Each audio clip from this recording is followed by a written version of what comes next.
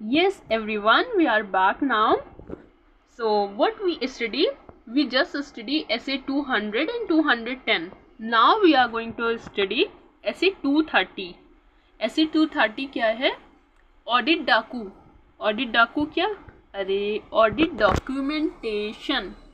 Okay, audit documentation ये हमारे audit का डाकू है. तो इसको अगर कोई डाकू आ जाता है तो उसका रिकॉर्ड कौन रखता है? अनडाउटली डाकू को कौन पकड़ेगा? पुलिस पकड़ेगी. तो उसका रिकॉर्ड भी पुलिस ही रखेगी. And PAC is a branch of police. ठीक है ना? PAC is a branch of police. But ठीक है, हम यहाँ पे चोर पुलिस वाला खेल नहीं खेलते. मैं डायरेक्टली आपको बताती हूँ what PAC stands for. Here PSC stands for procedures performed, then audit evidence obtained and the conclusions drawn. Okay, the procedures performed, audit evidence obtained and the conclusion drawn. Audit documentation किसका record रखेगा? Audit documentation is a record of the procedure we have performed during the performance of our audit and then what audit evidence we have obtained. उसका भी हमें क्या रखना पड़ेगा? Audit documentation. Then what conclusion we drawn, उसे भी हमें document करके चलना पड़ेगा. Then what is the objective of this standard? क्यों आया है ये essay 230? ये essay 230 आने का क्या मोटिव था? इसका मोटिव था to plan and perform audit. यहाँ पे ऑडिट वर्ड मिस हो गया है. ठीक है, यहाँ पर इसको एक एरो बनाकर यहाँ पर लिख लेना audit. Plan and perform audit in accordance with standards on auditing. Okay, main planning and performing audit कर, जो हमें ऑडिट अपना प्लान करना है वो कैसे करना है? In accordance with standards on auditing. Then audit opinion express and conclusions based on साई इस सफिशिएंट अप्रोप्रिएट ऑडिट एविडेंस लेकर हमें अपना कंक्लूजन फॉर्म करना होता है एंड उस कंक्लूजन पर हम ऑडिट ओपिनियन एक्सप्रेस करते हैं. ठीक है, तो ये सब हम कैसे करेंगे? जब हम ऑडिट डॉक्यूमेंटेशन बनाएंगे, only then we will be able to form a conclusion whether our opinion should be unmodified, whether it should be qualified और अ डिस्क्लेमर ऑफ ओपिनियन. ऐसा हम सब कुछ कैसे ऐसा हम सब कुछ कैसे फॉर्म कर पाएंगे? ऐसा ओपिनियन हम सिर्फ तब फॉर्म कर पाएंगे जब हम ऑडिट डॉक्यूमेंटेशन प्रॉपरली मेंटेन करेंगे. So this is the purpose of this standard and let's proceed with the benefit of audit documentation. Audit documentation करने से हमें क्या क्या बेनिफिट मिलते हैं? देखो, एक तो ये मैंडेटरी है. आईसीआई ने इसके ऊपर पूरा एक स्टैंडर्ड बनाया हुआ है essay 230. तो ये मैंडेटरी है हमारे ऊपर. अगर हम कोई भी ऑडिट करते हैं then we have to maintain audit documentation for that particular audit. What are the benefit? Benefit दो तरह के होते हैं, एक इंटरनल बेनिफिट एंड एक एक्सटर्नल बेनिफिट. ठीक है, दो तरह के बेनिफिट मिलते हैं हमें इससे. First, planning, direction and supervision में ये ऑडिट डॉक्यूमेंटेशन हमारा हेल्प करता है क्योंकि हमें ऑडिट प्लान करनी पड़ती है. पहले से हम पूरी ऑडिट प्लानिंग करके रखते हैं, बट जैसे जैसे हम आगे प्रोसीड करते हैं वैसे वैसे हमें अपनी प्लानिंग में कई बार चेंज लाना होता है. Because as per the seriousness और ग्रेविटी ऑफ द सिचुएशन हमें अपनी प्लानिंग चेंज करनी होती है. तो हमें वो सीरियसनेस और ग्रेविटी कैसे पता चलती है? वो पता चलती है जब हम ऑडिट डॉक्यूमेंटेशन पूरा प्रिपेयर करके चलते हैं. ठीक है, सो ये प्लानिंग में भी हेल्प करता है. Direction and supervision. डायरेक्शन देता, अगर हमने कोई भी मैनेजमेंट को बोला है कि आप एक पर्टिकुलर टास्क करके आइए या पर्टिकुलर हमें कोई एविडेंस दीजिए या कुछ और हमें प्रोवाइड कराइए इन्फॉर्मेशन एंड एक्सप्लेनेशन, तो हमें उसको सुपरवाइज भी तो करना पड़ेगा. तो सुपरविज़न में भी ये फॉलोअप में भी बहुत हेल्प करता है.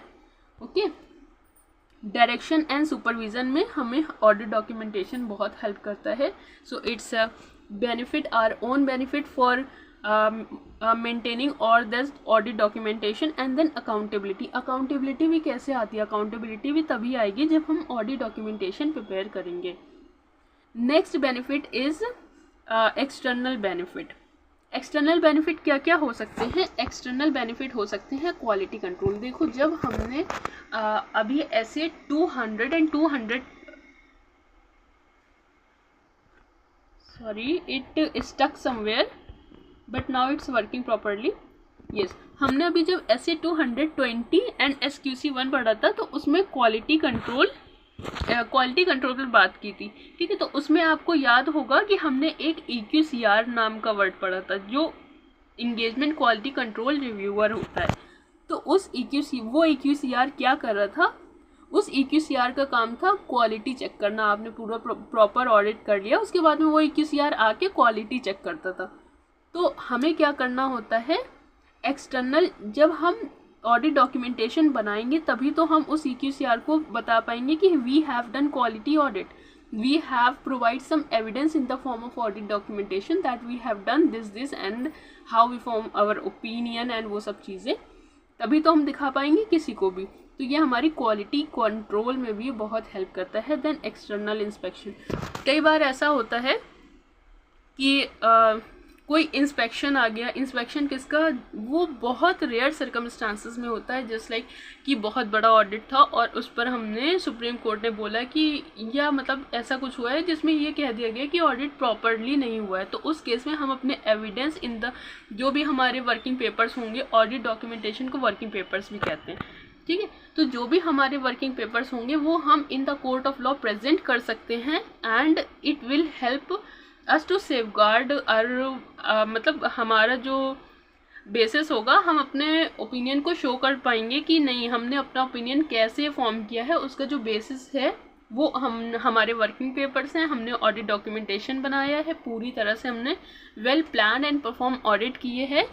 सो इस बेसिस पर हमारा जो एक्सटर्नल इंस्पेक्शन होगा वो कंप्लीट हो जाएगा, ठीक है, और ये हमें सेफगार्ड करेगा। देन वर्किंग पेपर्स, देखो ये हम बचपन से पढ़ते हुए आए हैं, working papers are the property of the auditor and auditor उसको एट हिज डिस्क्रिप्शन में प्रोवाइड टू द ऑडिटी। और उसके बाद में वर्किंग पेपर्स का रिटेंशन कब तक करेंगे, वर्किंग पेपर्स के रिटेंशन हम करेंगे 7 ईयर्स तक के। कब से 7 years, from the date of the auditor's report और the date of group audit report, हम 7 ईयर्स तक के ऑडिट वर्किंग पेपर्स का रिटेंशन करेंगे। देन ऑडिट फाइल, एक ऑडिट फाइल बनेगी, within 60 days from the date of the audit report हम audit file prepare करेंगे, ठीक है। Within 60 days from the date of the auditor's report हम क्या करेंगे, ऑडिट फाइल प्रिपेयर करेंगे। अब यहाँ पर इसको लगाओ मार्क एंड इसको भी लगाओ mark, these two are laddu questions from the purpose of MCQ। MCQ में पूछा जा सकता है कि ऑडिट फाइल आपको कितने दिन में प्रिपेयर करनी है, तो हमको कितने दिन में ऑडिट फाइल प्रिपेयर करनी है, within 60 days after the date of the auditor's report. Remember, ठीक है, it's after the date of the auditor's report, within 60 days after the date of the auditor's report we have to prepare audit file. Then changes may be made, और अगर हमने पूरी audit file तैयार कर ली है, क्या उसके बाद हम उसमें चेंजेस कर सकते हैं? यस, अगर एडमिनिस्ट्रेशन नेचर के चेंजेस हैं तो हम उसमें बाद में भी चेंजेस कर सकते हैं। अब एडमिनिस्ट्रेशन नेचर के चेंजेस कौन से होते हैं, कोई सॉर्टिंग या कोई भी क्रॉस रेफरेंस देना है आपको वर्किंग पेपर का जो पहले लिखने से रह गया हो, तो वो चेंजेस आप वर्किंग पेपर्स में बाद में भी कर सकते हैं, ठीक है। During the final assembly process हम उसमें चेंज कर सकते हैं, लेकिन एक बार पूरी रिपोर्ट प्रिपेयर हो गई तो उसके बाद चेंज करने नहीं मिलेगा, ठीक है। पूरी रिपोर्ट प्रिपेयर हो गई उसके बाद चेंज करने नहीं देंगे। फाइनल असेंबली प्रोसेस के बीच में हम आपको चेंजेस करने देंगे, बट वो भी सिर्फ एडमिन नेचर के चेंजेस होने चाहिए। एडमिन नेचर के चेंजेस जैसे कि कुछ आपको डिलीट करना है या कोई ऐसा डॉक्यूमेंट है जो आपको लगता है कि you should preceded this document over others, तो ये सब चीज़ें आप कर सकते हो, मीन्स आगे पीछे कर सकते हो, सॉर्टिंग कोलेशन कर सकते हो, कोई क्रॉस रेफरेंस देना है, वो सब चीज़ें आप कर सकते हो, ठीक है। बट आफ्टर असेंबली तो ऐसे ही नहीं कोई चेंज करने मिलेगा, लेकिन इसका भी एक एक्सेप्शन है। अगर कोई in the nature of subsequent event, अगर कोई सर्कमस्टांसेस आती है, कोई ट्रांजैक्शन या इवेंट होता है, तो सिर्फ हम वो रिकॉर्ड तब कर सकते हैं जब सब्सिक्वेंट इवेंट हो, ठीक है। कोई ऐसा इवेंट जो सब्सिक्वेंट इवेंट की कैटेगरी में आता है, सिर्फ हम उसको ही रिकॉर्ड कर सकते हैं, बाकी कोई और यहाँ पर चेंजेस हम रिकॉर्ड नहीं कर सकते, okay.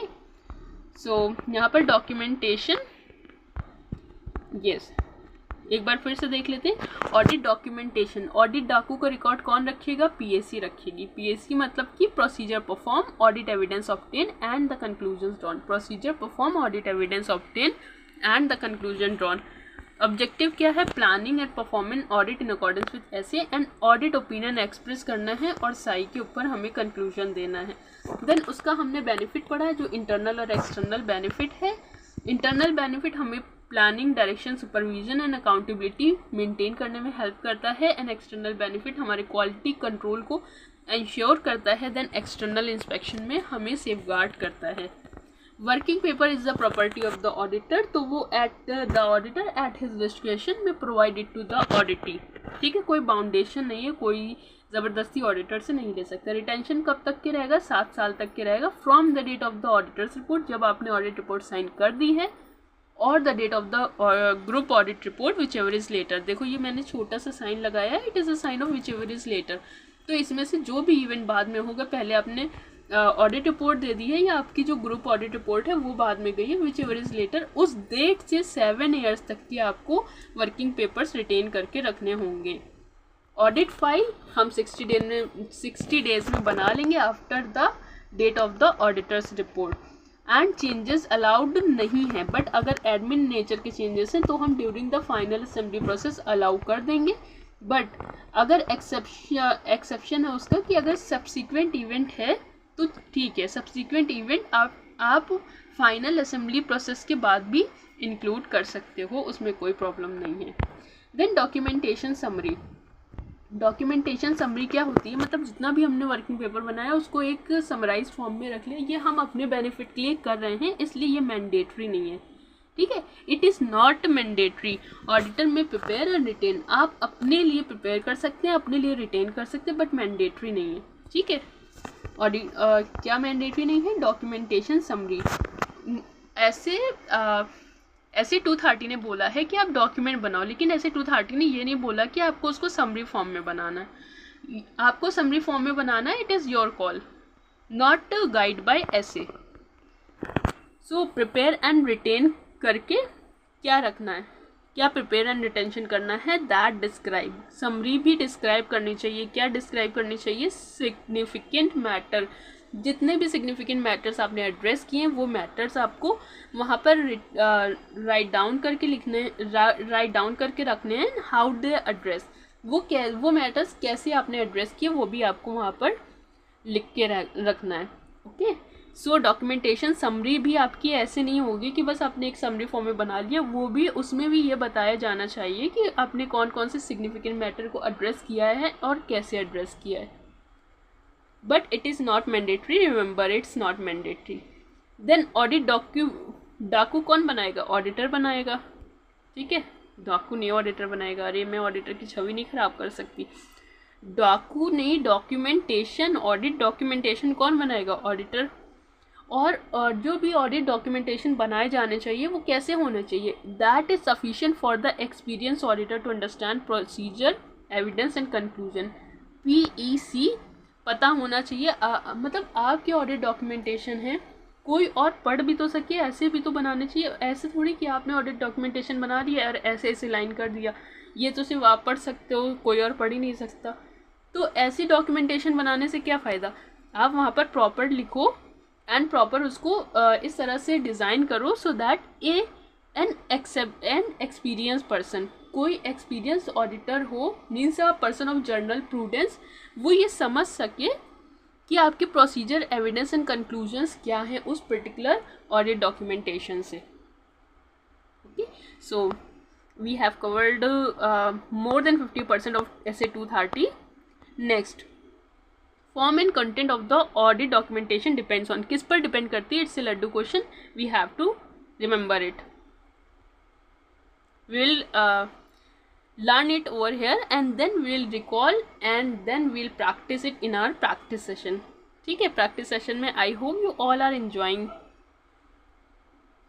Form and content of audit documentation, ये किस पर डिपेंड करता है, it depends on the size and completion of the entity. Size and completion of the entity किस पर डिपेंड करता है, it depends on the size and completion of the entity, the nature of the audit procedures to be perform.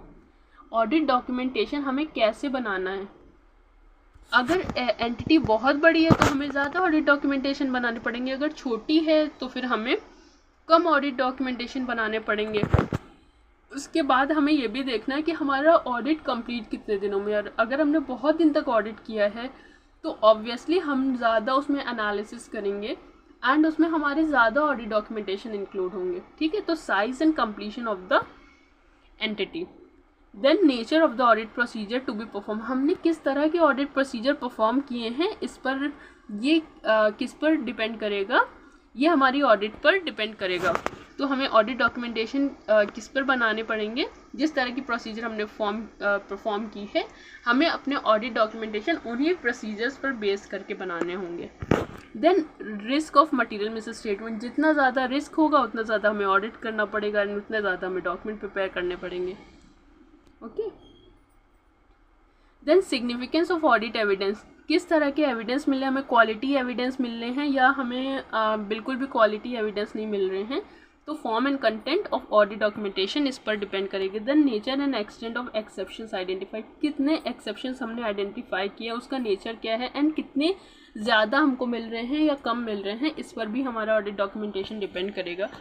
Then need to document a conclusion, हमें कोई conclusion document करना है and उसका basis भी डॉक्यूमेंट करना है। ये सब चीज़ें ऑडिट डॉक्यूमेंटेशन की हमें कैसे पता चलेंगी, जब हम wait I think screen cut तो नहीं रही होगी ना, no it not. So the need to document a conclusion, हमें कोई कंक्लूजन डॉक्यूमेंट करने की क्या नीड है, उसके बेसिस को डॉक्यूमेंट करने की क्या नीड है एंड ऑडिट एविडेंस हमें किस तरह के ऑब्टेन हो रहे हैं, ये सब हमारे ऑडिट डॉक्यूमेंटेशन पर डिपेंड करेगा, ठीक है। And audit methodology and tools, किस तरह की मेथड और टूल्स हमने यूज़ किए हैं, इस पर हमारा फॉर्म एंड कंटेंट का क्या मतलब होता है कि हमारे जो ऑडिट डॉक्यूमेंटेशन होगा उसकी हम फॉर्मेटिंग कैसे करेंगे, उसमें कंटेंट क्या क्या इंक्लूड करेंगे, ठीक है। ये सब चीज़ किस पर डिपेंड होती है, ये होती है साइज एंड कॉम्प्लेक्सिटी पर। देन ऑडिट प्रोसीजर हमने किस तरह के परफॉर्म किए, अगर बहुत ज़्यादा इन डेप्थ बहुत ज़्यादा एनालिटिकल प्रोसीजर हमने ऑब्टेन परफॉर्म किए हैं तो हमें ज़्यादा ऑडिट डॉक्यूमेंटेशन बनाने पड़ेंगे। Risk of material miss statement, कितनी मटेरियल मिस स्टेटमेंट हमारे ऑडिट में इंक्लूडेड है उस पर हमारा फॉर्म एंड कंटेंट डिपेंड करता है। ऑडिट एविडेंस किस तरह के मिल रहे हैं उस पर डिपेंड करता है। Then nature and extent of किस तरह की ऐसी सर्कमस्टांसेस, एक्सेप्शंस मतलब कि अनयूजुअल सर्कमस्टांसेस हमें कितनी फेस करनी पड़ रही हैं, या फिर एकदम नॉर्मल एंटिटी चल रही, कोई अनयूजुअल सर्कमस्टांसेस नहीं है। जब कोई अनयूजुअल ट्रांजेक्शन नहीं है तो हमें कम डॉक्यूमेंटेशन प्रिपेयर करना पड़ेगा।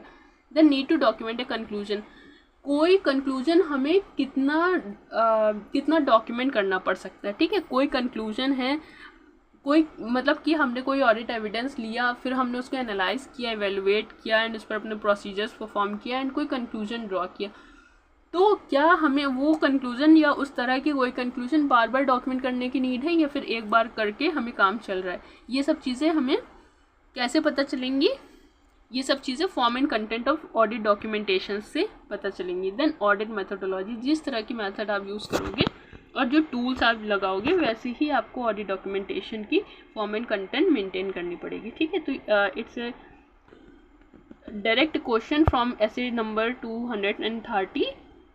सो ये हमने देख लिया, फिर से एक बार पढ़ो मेरे साथ। Size and complexity of the entity, या यहाँ पर साइज एंड कॉम्प्लेक्सिटी थी, कंप्लीशन मैंने लिख दिया, इसको सही कर लेना। Size and complexity of the entity, ठीक है।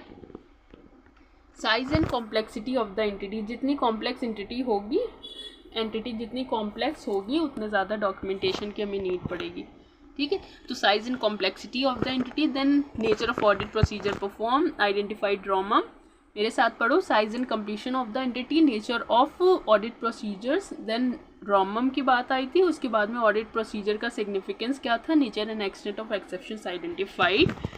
Then point number 6, need to document a conclusion और the basis for a conclusion जो कि डिटर्मिन नहीं हो पा रहा from the documentation of the work perform, okay. Then audit evidence obtain और audit methodology and tools use, फिर से मेरे साथ पढ़ो।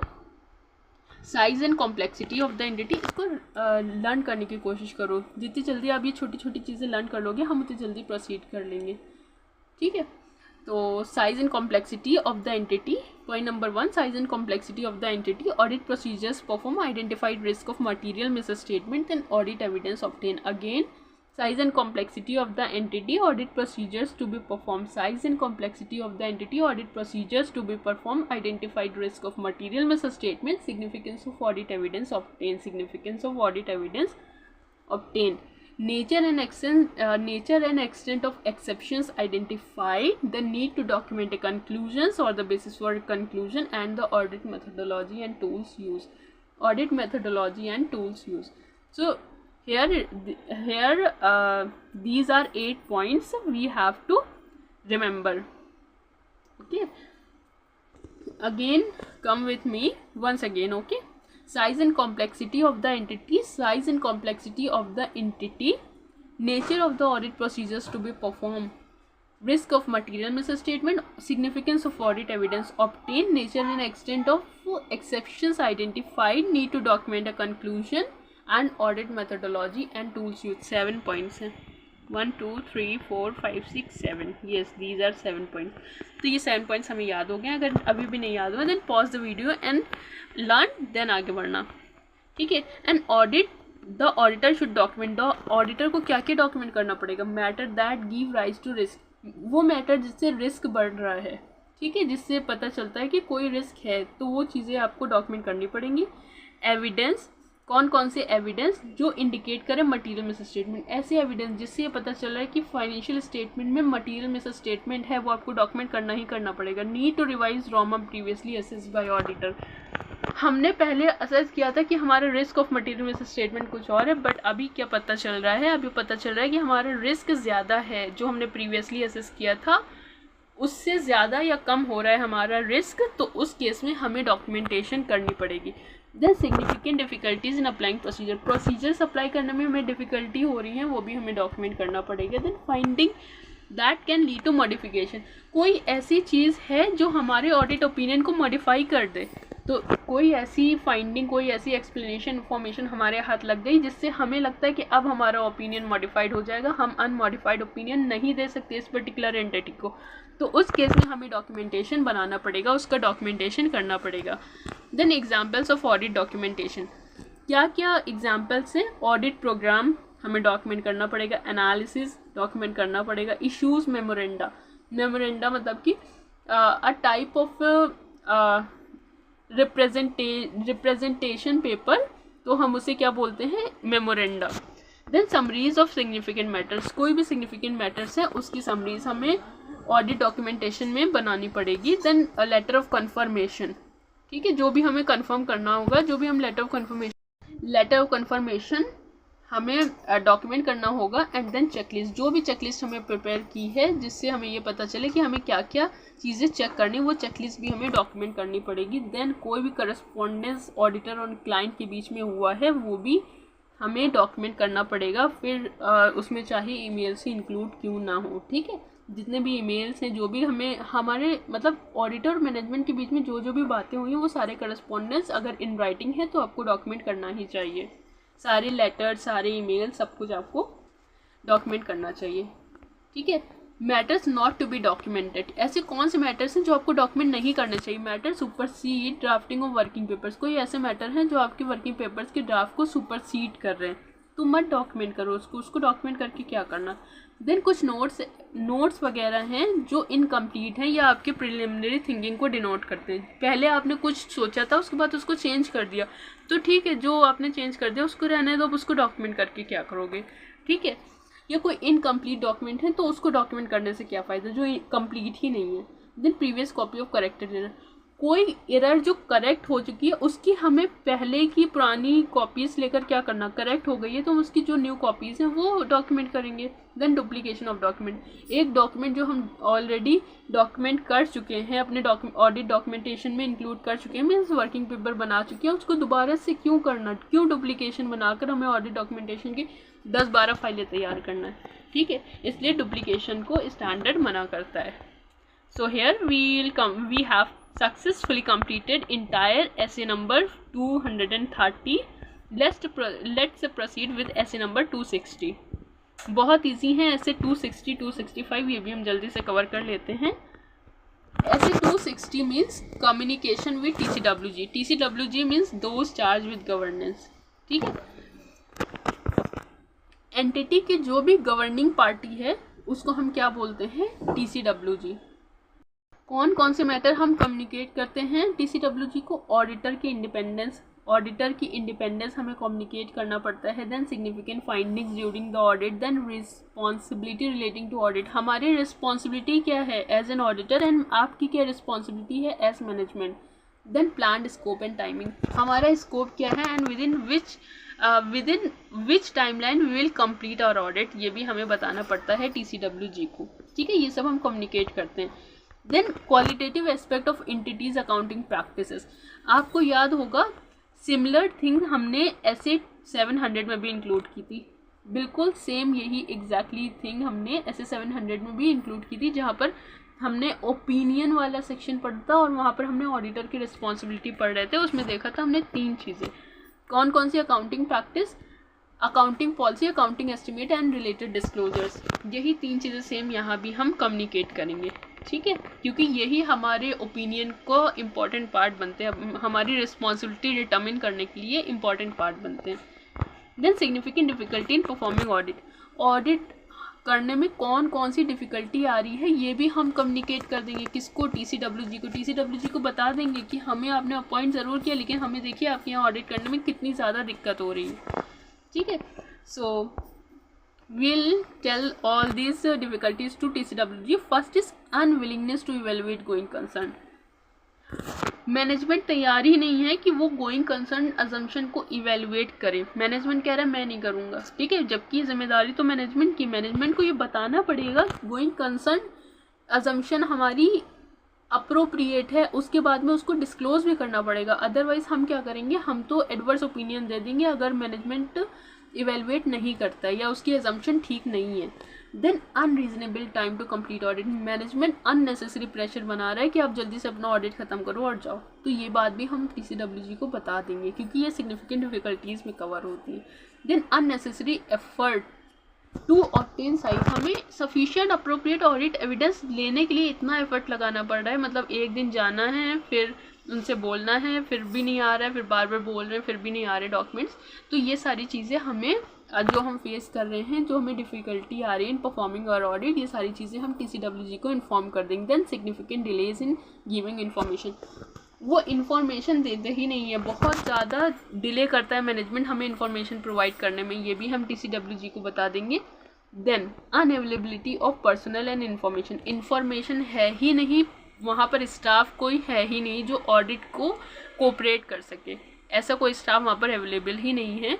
तो ये चीज़ भी हम TCWG को बता देंगे that we are not able to get sufficient and appropriate audit evidence and these are the significant difficulties we are facing while performing our audit. Then limitation on scope. There is some limitation on scope imposed by the management on the auditor. ये सारी चीज़ें हम TCWG को inform कर देंगे. Next क्या communicate करेंगे? Yes, अब one more important aspect over है. अगर मैनेजमेंट और TCWG सेम नहीं है, डिफरेंट है, तो हम क्या क्या बताएंगे? हम TCWG को अकाउंटिंग प्रैक्टिस क्या है ये भी बताएंगे. बिजनेस की कंडीशन क्या है ये भी हम बताएंगे. कंसल्टेंसी से रिलेटेड कोई पॉइंट होगा तो वो भी हम डिक्टेट कर देंगे TCWG को. TCWG को बता देंगे कि मैनेजमेंट से हमने ऐसी ऐसी चीज़ें बोली थी, ये पॉइंट पर हमें कंसल्टेंसी चाहिए थी, बट हमें वो पॉइंट्स नहीं अवेलेबल हुए, हमें वो इन्फॉर्मेशन, वो डॉक्यूमेंट, वो एक्सप्लेनेशन नहीं मिले. ये सब चीज़ें हम TCWG को बता देंगे. Then dispute with management. अगर हम ऑडिटर का मैनेजमेंट के साथ में कुछ डिस्प्यूट चल रहा है, वो डिस्प्यूट भी हम TCWG को इन्फॉर्म कर देंगे. देन सिग्निफिकेंट इवेंट्स और ट्रांजेक्शन. कुछ ऐसे सिग्निफिकेंट इवेंट्स और ट्रांजेक्शन्स हैं जो अनयूजुअल नेचर के हैं, ठीक है, या जो in the auditor's professional judgement बहुत ज़्यादा इंपॉर्टेंट हैं, ठीक है, सिग्निफिकेंट है. तो वो सब चीज़ें भी हम किसको बता देंगे? वो सब चीज़ें भी हम TCWG को इन्फॉर्म कर देंगे. Whom to communicate. Management and TCWG same है तो हम सब ग्रुप ऑफ TCWG को इन्फॉर्म कर देंगे कि देखो ठीक है, आप दोनों जब सेम ही हो तो हम एक को ही इन्फॉर्म करते हैं, बट अगर डिफरेंट है तो मैनेजमेंट और TCWG दोनों को इन्फॉर्म करेंगे. ओके, अगर ये दोनों सेम है तो हम क्या करेंगे? सब ग्रुप को बता देंगे एंड नीड टू इवेलुएट कि क्या क्या कम्युनिकेट हम गवर्निंग बॉडी के साथ में करने वाले हैं एंड मैनेजमेंट TCWG डिफरेंट हैं, तो हम दोनों को बता देंगे, मीन्स मैनेजमेंट को भी इन्फॉर्म करेंगे TCWG को। Now how to communicate means what are the factors that affecting form of communication, हमें किस फॉर्म में कम्युनिकेट करना चाहिए वो हमें कैसे पता चलेगा। Such discussion will be included as KAM, key audit matter होंगे वो हमें कम्युनिकेट करने ही करने होंगे। उसके बाद में दूसरी बात, क्या कोई ऐसा मैटर था जो आपके साथ मैनेजमेंट के साथ में आपने सोचा था डिस्कस करने और वो आपने डिस्कस कर लिया, अगर रिजॉल्व हो गया तो ठीक है, अगर नहीं रिजॉल्व हो तो TCWG तक वो बात पहुंचनी चाहिए। Then structure of the organisation, organisation का स्ट्रक्चर क्या है, सेंट्रलाइज्ड है या डिसेंट्रलाइज्ड है। अगर डिसेंट्रलाइज्ड ऑर्गेनाइजेशन है तो उसमें ढेर सारे डिपार्टमेंट होंगे, हर एक डिपार्टमेंट का एक डिपार्टमेंट हेड होगा, तो उस केस में आपको दूसरे ऑडिट प्रोसीजर्स एंड दूसरी तरह से आपको डिटर्मिन करना पड़ेगा कि आपको किस फॉर्म में कम्युनिकेट करना है। डिपार्टमेंट हेड के साथ आपको इन राइटिंग करना है या आपको TCWG के साथ इन राइटिंग कम्युनिकेट करना है, ये सब आपको डिटर्मिन करना पड़ेगा। देन एक्सपेक्टेशंस ऑफ TCWG, आपको ये भी तो पता चले TCWG क्या एक्सपेक्ट कर रहा है, TCWG आपसे क्या एक्सपेक्टेशन रख रहा है कि आप किस फॉर्म में उनको कम्युनिकेट करोगे। Then ongoing dialogue and contract, हमारा कॉन्ट्रैक्ट क्या है, प्रीवियस कम्युनिकेशन, पहले हमने कैसे कम्युनिकेट किया था वैसे ही अब भी कर देंगे। चेंज इन मेंबरशिप, ठीक है, पहले मेंबर्स TCWG के मेंबर्स कोई और थे, अब वो मेंबर्स चेंज हो गए, तो उससे भी पता चलेगा कि हम किस फॉर्म में कम्युनिकेट करें, ठीक है। पहले वाले मेंबर्स थे वो बोलते थे कि नहीं आप ओरली आके मुझे बता दिए, that will be all good, but अभी चेंज हो गया और अभी के जो TCWG है वो एक्सपेक्ट करते हैं कि वो सिर्फ इन राइटिंग कम्युनिकेट करेंगे। तो ये सब चीज़ें हमें कंसिडर करनी पड़ेगी। लीगल रिक्वायरमेंट क्या है, it is one of the most important factor while determining the form of communication with TCWG and SPFS। SPFS का फुल फॉर्म क्या है, स्पेशल पर्पस फाइनेंशियल स्टेटमेंट। अगर कोई स्पेशल पर्पस फाइनेंशियल स्टेटमेंट है तो हमको ये डिटर्मिन करना पड़ेगा कि वो किस पर्टिकुलर पर्पस के लिए है और वो ऑडिट रिपोर्ट हमें किसको एड्रेस करनी है, ठीक है, जिसको एड्रेस करनी है हमें उसका proper form and content determine करना होगा। दिस इज़ वेयर, ये इतना इंपॉर्टेंट क्वेश्चन नहीं है बट स्टिल ये हमारे कंटेंट में था एंड ऐसे 260 का बहुत ज़्यादा कंटेंट हमारे मॉड्यूल में अवेलेबल नहीं है तो मैंने सब कुछ कंसिडर कर लिया। ओके, बस इतना ही ऐसे 260, इसके अलावा ऐसे 260 में और कुछ भी कवर नहीं है। Now come to essay 265 as we have successfully completed essay 260। अभी हम क्या करते हैं essay 260 में, हम करते हैं कम्युनिकेशन विद TCWG, बट 265 क्या कहता है, 265 कहता है इंटरनल कंट्रोल में जो डेफिशिएंसीज हैं वो मैनेजमेंट और TCWG को कम्युनिकेट करो। अभी तो नॉर्मल जो भी हम चाहे कम्युनिकेट कर सकते थे, बट 265 के अंदर स्पेसिफिकली इंटरनल कंट्रोल की डेफिशिएंसी ही कम्युनिकेट करेंगे, ठीक है। कब कब कम्युनिकेट करते हैं, when the inability of internal control to prevent, detect and correct misstatement. जब इंटरनल कंट्रोल इतना वीक है कि वो प्रिवेंट, डिटेक्ट एंड करेक्ट नहीं कर पा रहा है मिस स्टेटमेंट को, तो हम कम्युनिकेट करेंगे। देन सेकेंड पॉइंट, कंट्रोल ही नहीं है, एब्सेंस ऑफ कंट्रोल, और उस एब्सेंस ऑफ कंट्रोल की वजह से ना हम प्रिवेंट कर पा रहे हैं, ना डिटेक्ट कर पा रहे हैं, ना करेक्ट कर पा रहे हैं, ठीक है। आपकी एंटिटी में कोई इंटरनल कंट्रोल है ही नहीं, या तो पहला पॉइंट क्या था कि आपका इंटरनल कंट्रोल वीक है, आपने इंटरनल कंट्रोल तो लगाया बट आपका इंटरनल कंट्रोल वीक है और वो इंटरनल कंट्रोल PDC नहीं कर पा रहा है, प्रिवेंट, डिटेक्ट एंड करेक्ट नहीं कर पा रहा है। बट दूसरा पॉइंट कहता है आपकी एंटिटी में इंटरनल कंट्रोल है ही नहीं। Indicators of significant deficiency, significant deficiencies के इंडिकेटर क्या क्या होते हैं, कैसे हमें पता चलेगा कि कोई ऐसी डेफिशिएंसीज हैं जो सिग्निफिकेंट डेफिशिएंसी है आपकी एंटिटी के अंदर, तो वो हम देखेंगे evidence of ineffective control environment. आपके जो एंटिटी के अंदर इंटरनल कंट्रोल है, जो कंट्रोल एनवायरनमेंट आपने बनाया हुआ है वो कम्प्लीटली इनइफेक्टिव है, तो इसका मतलब है it will give rise to risk, it will give rise to deficiency, significant deficiencies in your internal control. Then absence of risk assessment procedure, आप कोई रिस्क असेसमेंट करते ही नहीं है, रिस्क है तो होगा, मैनेजमेंट को कोई मतलब नहीं है, तो ये सब चीज़ें सिग्निफिकेंट डेफिशिएंसीज हैं in the internal control system of the entity. Then failure of management to identify risk of material misstatement. आप अपनी entity के अंदर risk of material misstatement means ROMM आप identify कर ही नहीं पा रहे हैं, तो ये significant deficiency है on the part of management. Then absence of control over risk. आप अपने रिस्क के ऊपर कोई कंट्रोल नहीं लगा पा रहे, जो रिस्क है वो है, आपके पास कोई कंट्रोल है ही नहीं. Then disclosure of material misstatement due to fraud and error as prior period item. जो भी आपके पास मटेरियल मिसस्टेटमेंट थी जो फ्रॉड एंड एरर से इंक्लूड हुई थी, आपने उसको प्रायर पीरियड आइटम में ही कंसिडर कर लिया. इन करंट ईयर फाइनेंशियल स्टेटमेंट में आपने करंट ईयर फाइनेंशियल स्टेटमेंट में जो भी डिस्क्लोजर में आपकी मटेरियल मिसस्टेटमेंट थी उसको सिर्फ डिस्क्लोज कर दिया, उसकी कोई भी आपने फिक्र ही नहीं ली कि उसको और क्या करना चाहिए. तो this is a lacuna on the part of management. Then evidence of management inability to oversee preparation of financial statement. Management इतना लापरवाह है कि वो कभी देखता ही नहीं है कि प्रिपरेशन ऑफ फाइनेंशियल स्टेटमेंट कैसा चल रहा है. ठीक है, मैनेजमेंट सिर्फ अपने में मस्त रहता है, उसको प्रिपरेशन ऑफ फाइनेंशियल स्टेटमेंट से कोई मतलब नहीं होता. तो these are significant deficiencies that we need to report to TCWG. Again, come with me. Evidence of ineffective control environment. It is a laddu question, so you need to learn this question. Okay, mark it laddu. Evidence of ineffective control environment. Evidence of ineffective control environment. आपका एकदम control environment बिल्कुल ineffective है, बिल्कुल कोई काम का नहीं है. Then absence of risk assessment procedure within the entity. Risk assessment procedure आप नहीं लगाते हो, एब्सेंट है आपकी रिस्क असेसमेंट प्रोसीजर, कोई रिस्क आप असेस करते ही नहीं हो. Failure management to identify ROMM. ना आप RAP लगाते हो, मीन्स रिस्क असेसमेंट प्रोसीजर भी नहीं लगाते हो. रिस्क ऑफ मटेरियल स्टेटमेंट भी आप आइडेंटिफाई नहीं करते हो. कंट्रोल, जो रिस्क आपको पता चल भी गया किसी वजह से, तो वो रिस्क आप उसके ऊपर कंट्रोल नहीं करते हो. देन मटीरियल मिस स्टेटमेंट है आपके, मतलब मटीरियल मिस स्टेटमेंट है means is that serious concern, और आपने क्या किया, आपने उसको प्रायर पीरियड आइटम बता के करंट ईयर के फाइनेंशियल स्टेटमेंट में डील कर लिया और कहा ठीक है चलो उसका डिस्क्लोजर दे दिया एंड ख़त्म बात.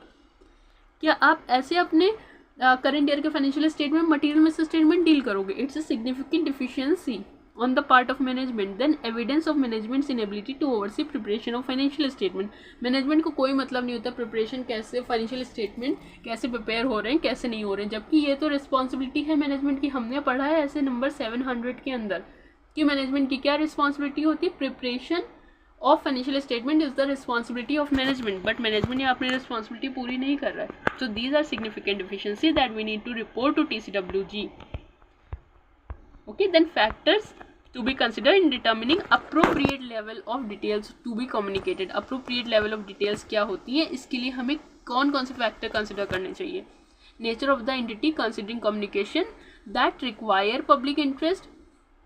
जो कम्युनिकेट हम कर रहे हैं वो या तो पब्लिक इंटरेस्ट में होना चाहिए, और अगर हमें ये कंसिडर करना पड़ेगा कि वो पब्लिक इंटरेस्ट में है या नहीं है. ठीक है, हमें एंटिटी के नेचर पहले पता करना पड़ेगा कि जो भी हम कम्युनिकेट कर रहे हैं वो पब्लिक इंटरेस्ट में है या नहीं है.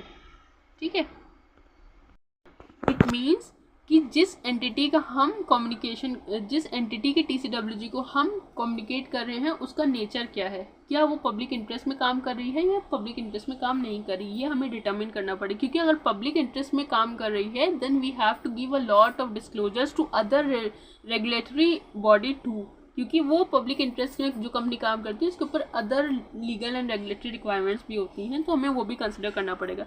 देन साइज एंड कॉम्प्लेक्सिटी, कितनी बड़ी एंटिटी है, कितनी कॉम्प्लेक्स एंटिटी. कुछ एंटिटी होती हैं जिनका नेचर ऑफ ऑपरेशन बहुत कॉम्प्लेक्स होता है, तो वो भी हमें कंसिडर करना पड़ेगा. Then nature and significant deficiencies, जो भी डिफिशिएंसीज हैं वो कितनी सिग्निफिकेंट हैं एंड उनका नेचर क्या है, ये भी हमें कंसिडर करना पड़ेगा. एंटिटीज़ गवर्नेंस कॉम्पोजिशन, जो गवर्नेंस मैकेनिज्म है वो कैसे बना हुआ है, हमें ये बात कंसिडर करनी होगी. अदरवाइज जब हमें गवर्नेंस मैकेनिज्म पता ही नहीं होगा तो हम कैसे हम ये डिटरमिन करेंगे कि कोई particular deficiency is actually is significant deficiencies on the part of management. ठीक है, अप्रोप्रिएट लेवल ऑफ डिटेल्स हमें कैसे पता चलेगी जब तक हमें गवर्नेंस मैकेनिज्म नहीं पता होगा. Then legal and regulatory requirement, मैंने आपको बताया कि लीगल एंड रेगुलेटरी रिक्वायरमेंट एक बहुत इंपॉर्टेंट पॉइंट है to be consider the appropriate level of communication. हम क्या क्या चीज़ें अपने TCWG को मीन्स गवर्निंग बॉडी को हम कम्युनिकेट करें, ये लीगल एंड रेगुलेटरी रिक्वायरमेंट भी बताता है। ठीक है, so I think all this points are clear to all of you, but it is not that much important I think. So मैं याद करने को नहीं बोली, but if you want you may learn it on your own. Then significance of internal control deficiency include. अब ये है हमारा लास्ट पॉइंट, बट एक में से यहाँ मिस्टेक हो गई है, मैंने यहाँ पर बुलेट से नंबरिंग नहीं डाली है। सो पॉइंट नंबर 1 2 3 4 5 6 7 8 ये टोटल 8 पॉइंट्स हैं and we'll consider all these points. So let's read one by one.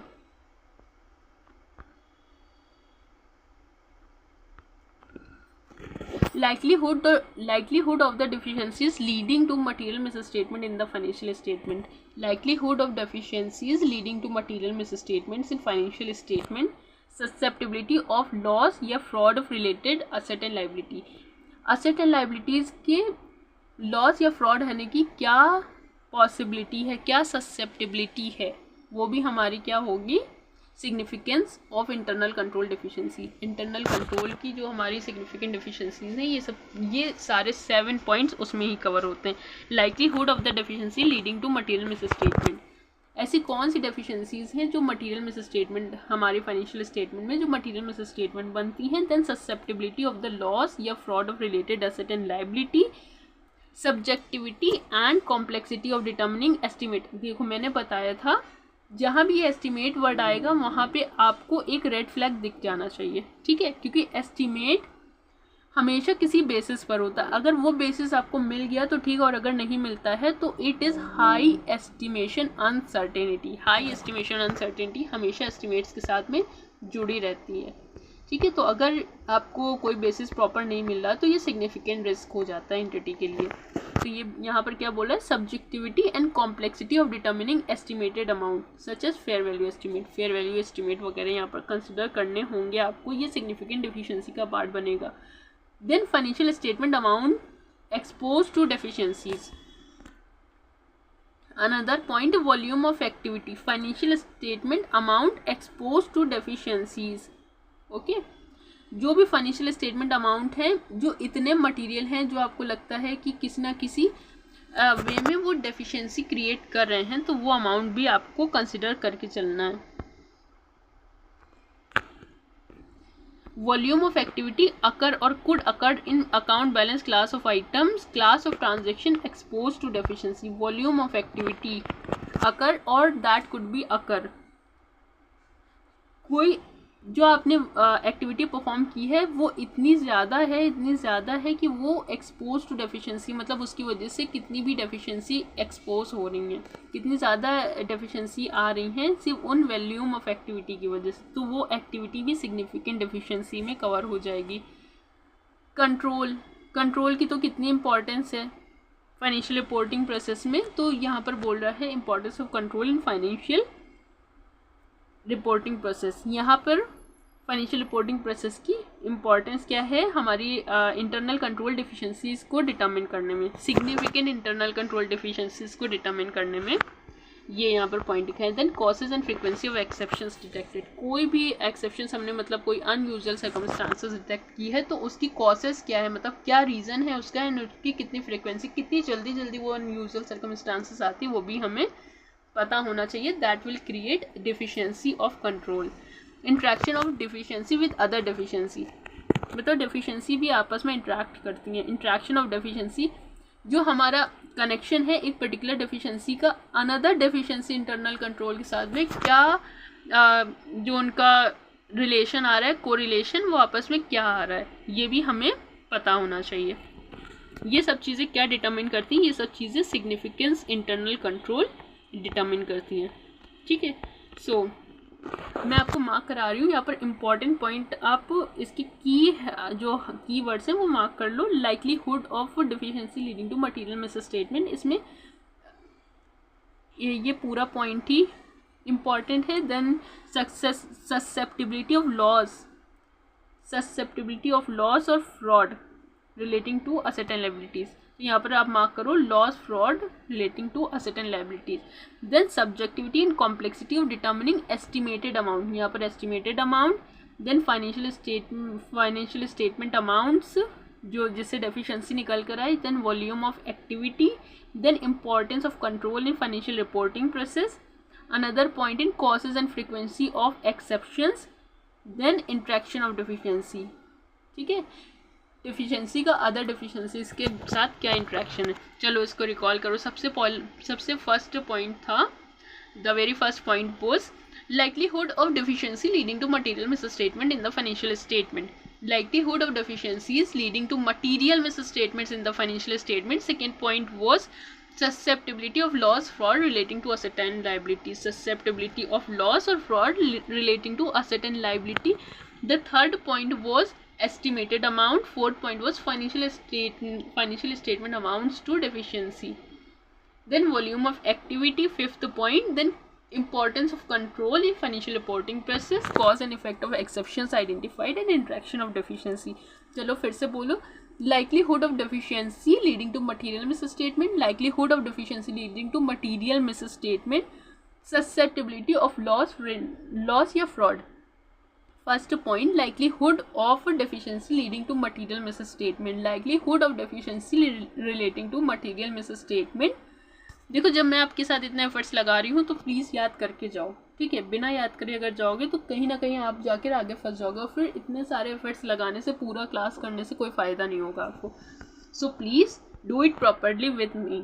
when I am doing a lot of hard work, I also expect that you should involve hard work like that, okay? In fact, much more than me, you should involve much more hard work than me, okay? क्योंकि हम audit कर रहे हैं and CA final audit कर रहे हैं most importantly, तो CA final का तो कोई भी यहाँ पर इसको हल्के में नहीं ले सकते।